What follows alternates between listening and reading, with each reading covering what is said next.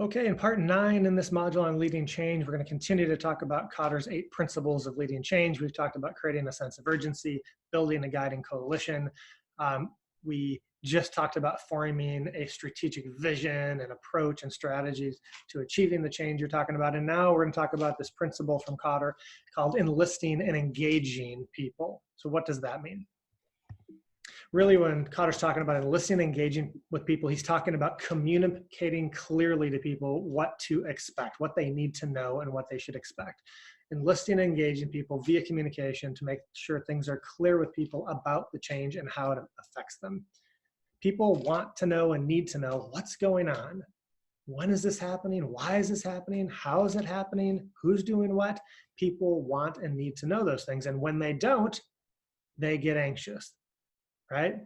So enlisting and engaging people means clearly and continuously communicating the what, why, when, how, where, who questions of what changes are coming up, what should I expect, how does this affect me as a person, why are we doing this, how does this help, and when is this happening, and who's supposed to do what, right? Those are the things we as change leaders need to be communicating, and you'll be likely amazed at how often you need to communicate these things. It's not a one-time deal, as you've probably experienced already in life.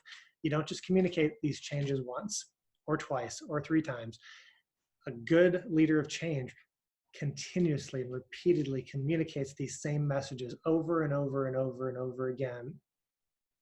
Why? Well, sometimes it's because our people just aren't listening very well, but oftentimes it's because people need to hear a message 3, 4, 5, 6, 7, 10 times before they totally get it, totally hear it, totally accept it. They're going to forget it. There's lots of things going on in their lives, not just this one thing you said to them in the moment. They may not remember it. It's true of pretty much everybody. We need to hear messages over and over and over again. And so you, as a good change leader, need to repeat these messages and be clear about what's going on, why, when, who, what. And don't worry, you really can't over-communicate. It's much better to over-communicate than to under-communicate. If you find you have staff coming to you and asking you questions about what's going on, what changes are happening, why is that happening, when is this going to happen, and who's doing it, and if you find that people are asking you any of those questions, then you likely know that means that you need to communicate more and more often. And don't assume it's your staff's fault. Don't point fingers at them, even though, yeah, sometimes they're not listening. Assume it's your job as a leader of change that you need to communicate these things as often as need be for your staff to understand and be able to continue to move forward. And that's what enlisting and engaging is all about.